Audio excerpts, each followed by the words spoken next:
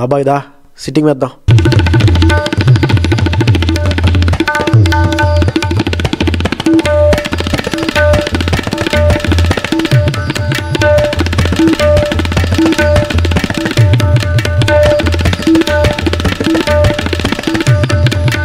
This is Vizag Fun Talks. It's not a podcast, it's a fun cast. నమస్తే, Vizag fun talks మరో ఎపిసోడ్కి స్వాగతం సుస్వాగతం. మనకి హైడ్రోలాజికల్ సైకిల్, నైట్రోజన్ సైకిల్, అలాగా different cycles తెలుసు. అలాగే ఆంటర్‌ప్రెన్యూర్స్ డిసిషన్ మేకింగ్ ఉపయోగపడే ఒక ఇంపార్టెంట్ పొలిటికల్ సైకిల్ గురించి ఈ ఎపిసోడ్ చేస్తున్నాను.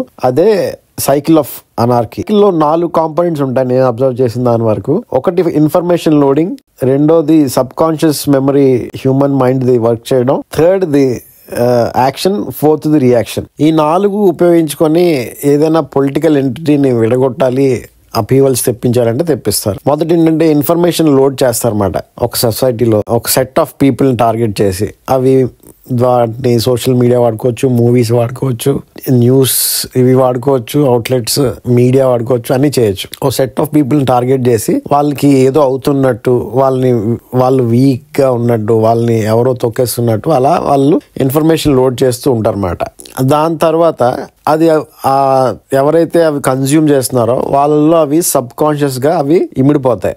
అవి రోజు చూస్తున్నవి, వింటున్నవి అవి అలా విని అవే నిజమని వాళ్ళు ప్యాటర్న్స్ ఫామ్ చేసుకుంటారు బ్రెయిన్ లో.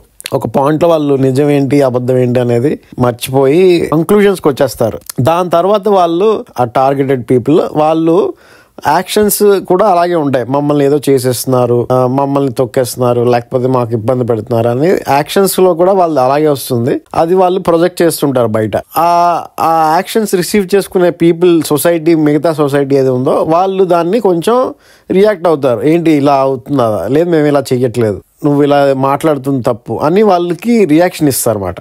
సో ఆ రియాక్షన్ ని వాళ్ళు మళ్ళీ రియాక్ట్ అవుతారు. చూడు ఇలా ఈ రియాక్షన్ ఇస్తా బా మీద, నిజమే కదా, నువ్వు మమ్మల్ని ఓవర్ పవర్ చేద్దామని చూస్తున్నావు, మా ఒపీనియన్ ని తొక్కేద్దామని చూస్తున్నావు అని వీళ్ళు మళ్ళీ రియాక్ట్ అవుతారు. సో ఆ లూప్ లో ఇవి ఇంకా రీఇన్ఫోర్స్మెంట్ ఆఫ్ ఇన్ఫర్మేషన్, మళ్ళీ ఆ sub conscious pattern, action, reaction లో ఆ లూప్ లో అలా అది గొడవ పెద్దది చిలికి గాలివానలా అవుతుంది. సో అక్కడ పొలిటికల్ గా ఎంటిటీస్ డివైడ్ అయిపోతాయి. ఫర్ ఎగ్జాంపుల్ మనం పాస్ట్ లో ఇప్పుడు ఖలిస్తాన్ అని, ఇండియాలో అయితే ఖలిస్తాన్ మూవ్మెంట్ అని, తెలంగాణ మూవ్మెంట్ అని, స్టేట్ డివిజన్ మూవ్మెంట్స్ అని, ఇంకా లేడీస్ రైట్స్ డిమాండ్స్ అని, సెక్షువల్ ఓరియంటేషన్ డిమాండ్స్ అని, ఇలా డిఫరెంట్ రైట్ గ్రూప్స్ ఫామ్ అవడానికి కారణం ఇది. మన దేశంలోనే కాదు, వేరే దేశంలో కూడా ప్రతి దగ్గర ఏవో ఒకటి ఉంటుంది. అలా డిఫరెంట్ ఓరియంటేషన్స్ తో విడగొట్టి పొలిటికల్ ఎంటిటీస్ ని వీక్ చేయడానికి సబ్ గ్రూప్స్ ని ఉసిగొల్పచ్చు.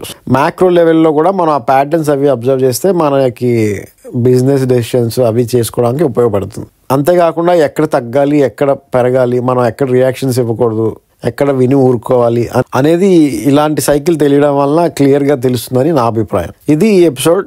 ఇది బడ్డింగ్ ఆంటర్‌ప్రెన్యూర్స్ కి ఎవరికైనా షేర్ చేయమని నా విజ్ఞప్తి. ఈ ప్యాటర్న్స్ మీరు కూడా అబ్జర్వ్ చేసినట్టయితే కింద కమెంట్స్ లో పెట్టండి. మళ్ళీ వచ్చే ఎపిసోడ్లో కలుద్దాం. అప్పటి వరకు సెలవు. నమస్తే.